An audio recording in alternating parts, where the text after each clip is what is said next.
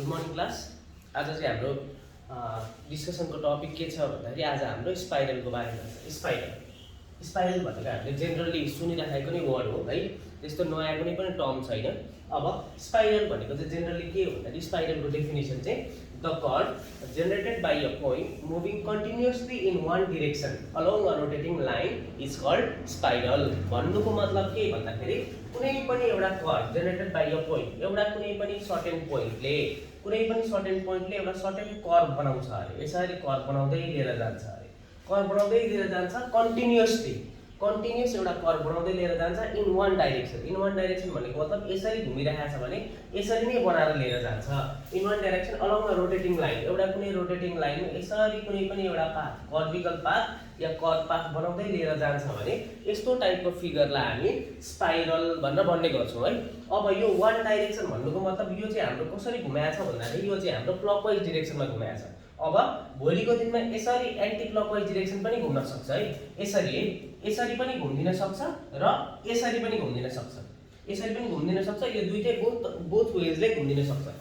यसलाई भन्यौँ हामीले कुन डाइरेक्सन, एन्टी क्लकवाइज डाइरेक्सन, र यो भयो हाम्रो क्लकवाइज डाइरेक्सनको स्पाइरल है, क्लकवाइज डाइरेक्सनको स्पाइरल। अब जस्तै गर्दै लिएर जाँदाखेरि के हुन्छ भन्दाखेरि अब the point or the end about which the line rotates it's called pole।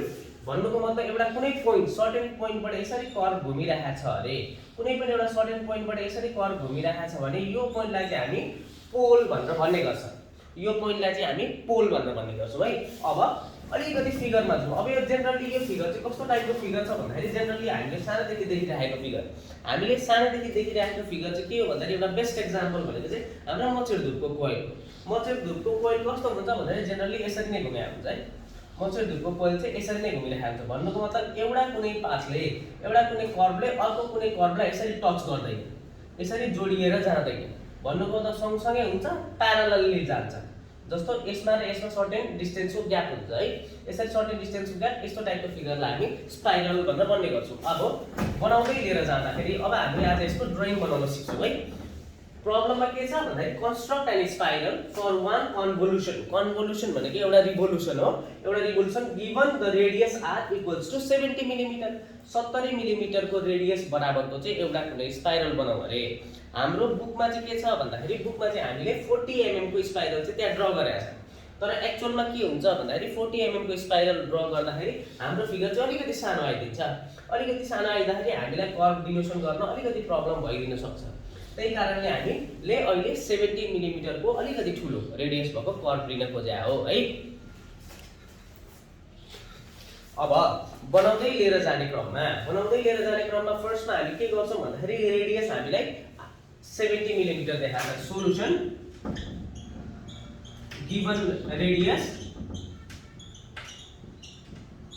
Are is equal to 70 millimetre. अब 70 मिलिमिटर्सको दिइसके पछाडि हामीले फर्स्टमा के गर्छौँ भन्दाखेरि हामीले स्केलमा जस्तो 70 मिलिमिटरको एउटा कुनै यसरी 70 मिलिमिटर ठ्याक्कै स्केलमा नापेर एउटा कुनै सर्टेन पोइन्टलाई मानेर हामी यसरी कर्व बनाइदिने गर्छौँ। अब यसरी कर्व बनाइदिने क्रममा कसरी बन्यो भन्दाखेरि यसरी कुनै एउटा कर्व बन्यो अरे, अलिकति ठुलो फिगर बनाउँ ल, अलिकति मजाले बुझिन्छ। अब यो बुझ्दै लिएर जाने क्रममा यसरी कुनै एउटा यस्तो सर्टेन 70 मिलिमिटर्सको रेडियस भएको 70 मिलिमिटरको जस्तो यसलाई यसरी हरिजन्टल र भर्टिकल यसरी कुनै एउटा सेन्टर पोइन्टलाई ओ मानिदिउँ। सेन्टर पोइन्टलाई ओ मानिदिएर यहाँदेखि यहाँसम्मको रेडियस चाहिँ हाम्रो कति आयो भन्दाखेरि यहाँदेखि यहाँसम्मको रेडियस चाहिँ हाम्रो कति आएछ भन्दाखेरि 70 मिलिमिटर्स आएको छ अरे। यो देखाएको छ कि छैन?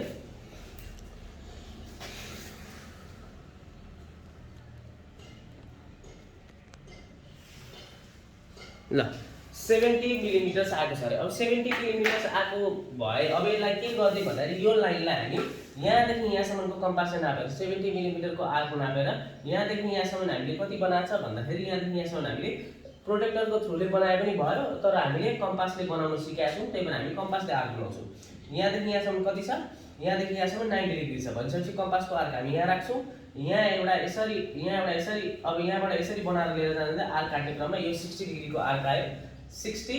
अब यहाँसम्म जस्तै यो 60 डिग्रीको आर्क आयो भने अब हामी 0 पोइन्टलाई एउटा आर्क यहाँबाट काटिदिन्छौँ र 60 डिग्रीलाई फेरि अर्को आर्क यहाँबाट काटिदिन्छौँ। भन्नुको मतलब हामीले यो कुनै सर्टेन पोइन्टलाई बाइसेक्ट गरेको, यहाँदेखि आउँदै यसरी बाइसेक्ट हुन्छ। अब हामीले सिमिलरली फेरि यता पनि त्यसरी नै गर्छौँ। यहाँबाट यही रेडियस बराबरको आर्क लिएर यहाँबाट यसरी काटिदिन्छ, यो 60 डिग्री भयो। अब यसलाई फेरि बाइसेक्ट गरिदियो, यहाँबाट एउटा आर्क 60 डिग्रीबाट अर्को आर्क भइसकेपछि यो 30 डिग्रीको आर्क बस्यो। अब यो लाइनलाई यो पोइन्टसँग स्ट्रेट बनाएर यसरी एउटा पोइन्ट बनाउँदै लिएर जाँदा यसरी जोडिदियो, यसरी जोडिदियो है त ल। यसरी जोडेर लिएर जाने क्रममा यो 30 डिग्रीलाई फेरि यसरी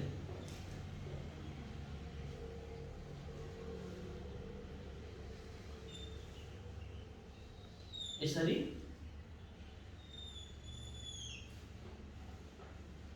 यसलाई यसरी मानिदिउँ र यसलाई यसरी लिएर जाने भने पछाडि यो हाम्रो सर्कल कतिवटा पार्ट्समा डिभाइड भयो भन्दाखेरि 12 वटा इक्वल पार्ट्समा डिभाइड भयो। एउटा, दुईटा, तीनटा, 4, 5, 6, 7, 8, 9, 10, 11, 12 12वटा इक्वल पार्ट्समा एउटा डिभिजन चाहिँ 30 डिग्रीको डिभिजनको बेसिसमा बस्यो। 12वटा इक्वल पार्ट्स छ भने अब हामीले यो सर्कललाई पनि 12वटा सानसाना सर्कल बनाउँदै लिएर जानु पर्यो। अब बनाउँदै लिएर जाने क्रममा यसरी हामीले जस्तो एउटा यसरी सर्कल छ, भित्र भित्र भित्र यसरी बनाउँदै लिएर जाने।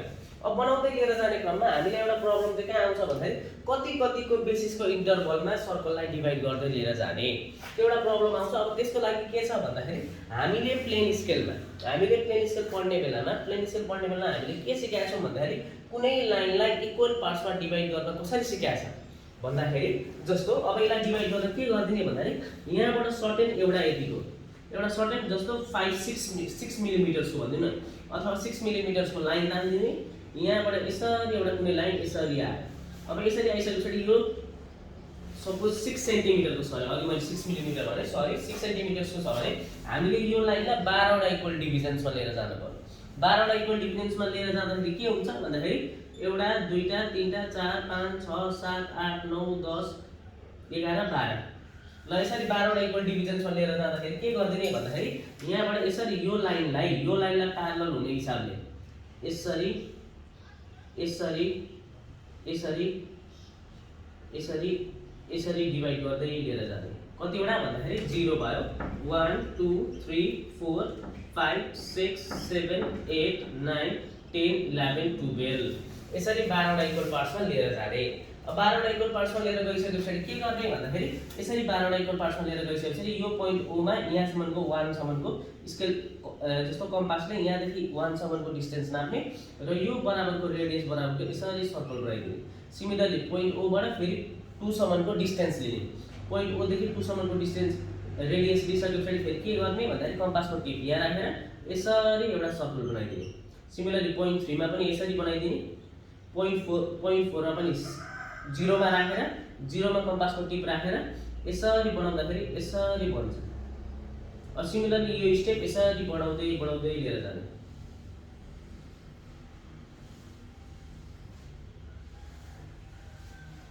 यसरी बढाउँदै लिएर जाने। अब यसरी बढाउँदै लिएर गइसके पछाडि अब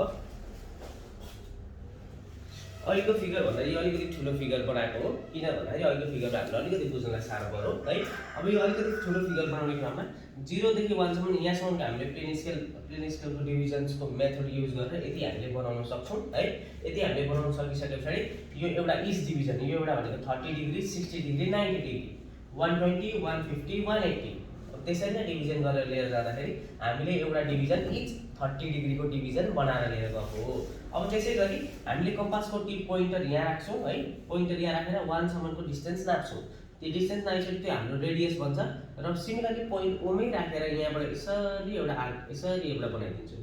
2 बाट पनि फेरि त्यसरी नै, 3 बाट पनि फेरि त्यसरी नै, 3 बाट 4 बाट यहाँ नाप्ने, कहाँ कम्पासको पोइन्टर राख्ने 0 मा राख्ने। अब यसरी एउटा बनाइदिन्छु। 5 बाट पनि त्यसरी नै, 6 बाट पनि त्यसरी नै, 7 बाट पनि, 8 बाट पनि, 9 बाट पनि, 10 11 र टुबेल त आफ्नो ठाउँ जता छ छँदैछ। अब यसरी बनाएर लिएर जाने क्रममा यो अलिकति जोडिएछ। अब यसरी बनाएर लिएर जाने क्रममा जस्तो हाम्रो यस्तो खालको पाथ आयो। अब यस्तो खालको पाथ आइसके पछाडि हामी के गर्ने भन्दाखेरि हाम्रो अब यहाँसम्म भइसक्यो। अब यहाँसम्म भइसके पछाडि हाम्रो पहिलो पाथ चाहिँ कस्तो हुन्छ भन्दाखेरि पोइन्ट ओ देखि यो अगाडिको पोइन्ट 1 सम्मको डिस्टेन्स सबसे यो स्ट्रेट लाइनबाट मार्क गर्ने है त। यो स्ट्रेट लाइनबाट हेर्दाखेरि सबभन्दा पहिले कहाँ ठुकेको छ भन्दाखेरि यहाँ ठुकेको छ। अब यहाँ यो आर्कलाई अलिकति यसरी छड्क्याउँदा यसरी डिनोसन गर्ने। अब पोइन्ट 2 मा हेर्ने, यो 2 मा हेर्दाखेरि यो लाइन पछाडि अर्को नेक्स्ट स्टेपको लाइन कुन छ, यो लाइन छ। अब यो लाइन हुँदाखेरि कहाँ ठुकेको छ, यहाँ ठुकेको छ। अब सिमिलरली पोइन्ट 3 मा हेर्ने, पोइन्ट 3 मा हेर्दाखेरि यो लाइन पछाडि कहाँ आएको छ भन्दाखेरि यहाँ आएको छ। अब सिमिलरली पोइन्ट 4 मा हेर्दाखेरि यहाँदेखि अर्को पोइन्ट 4 मा अर्को लाइनमा हेर्ने, कहाँ आएको छ, यहाँ आएको छ। अब सिमिलरली पोइन्ट 5 मा हेर्दै जाँदाखेरि यहाँदेखि अर्को पोइन्ट कहाँ भेटाएको छ, यहाँ भेटाएको छ। यसको साइमल्टेनियसली क्रमैसँग कहाँ कहाँ भेटिएको छ। अब पोइन्ट नम्बर 6 मा कर्व नम्बर 6 या सर्कल नम्बर 6 मा हेर्दाखेरि ठ्याक्कै यसरी हेर्दै जाँदै यहाँ ठुकेको छ। अब यहाँ आउँछ यसरी। अब 7 मा कहाँ आउँछ, यहाँ आउँछ। 8 मा कहाँ आउँछ, यहाँ आउँछ। 9 मा कहाँ आउँछ, यहाँ आउँछ। 10 मा कहाँ आउँछ, 10 मा आउँदाखेरि यहाँ आउँछ। 11 मा आउँदाखेरि कहाँ आउँछ, यहाँ आउँछ। 12 मा आउँदाखेरि कहाँ आउँछ, यहाँ आउँछ। अब हामीले के गर्नु पर्यो भन्दाखेरि हामीले यो आर्क मार्क गर्ने गरेछ। अब सिधै हामीले के गर्दिने भन्दाखेरि पोइन्ट ओ देखि यसो एउटा कर्व, यसो फ्रेन्च कर्वको मेथडले यहाँदेखि यहाँसम्म आर्क बनाइदिने। यहाँबाट फेरि आर्क जोड्दै जोड्दै जोड्दै जोड्दै यसरी आर्क जोड्दै जोड्दै लिएर जाने।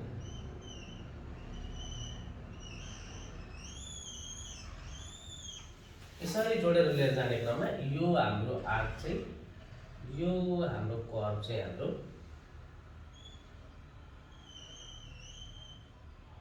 स्पाइरल भयो है। अब यसलाई के गर्ने, फिगर इन्भोल्युट अफ स्पाइरल। अब यो टाइपको स्पाइरललाई हामी के पनि भन्छौँ भन्दाखेरि यो टाइपको स्पाइरललाई हामी आर्किमिडियन स्पाइरल भनेर पनि भन्ने गर्छ है। यो फिगरमा के गर्ने भन्दाखेरि सिम्पल फर्स्टमा सुरुमा एउटा सर्कल बनाउने। कति छ भन्दाखेरि अघि हामीले क्वेसनमा भने जस्तो यहाँदेखि यहाँसम्मको रेडियस कति, यहाँदेखि यहाँसम्मको रेडियस हाम्रो 70 मिलिमिटर्सको 70 मिलिमिटर्सको रेडियसमा राखेर जस्तो एउटा कुनै यसरी बनाइदियो। डायमिटर भनेको हाम्रो कति हुन्छ, 70 × 2 140 मिलिमिटर्स। 140 मिलिमिटर भइसके पछाडि यसलाई सुरुमा यहाँबाट यसरी भर्टिकल लाइन दिने, पोइन्ट सेन्टरलाई ऊ मार्क गरेर।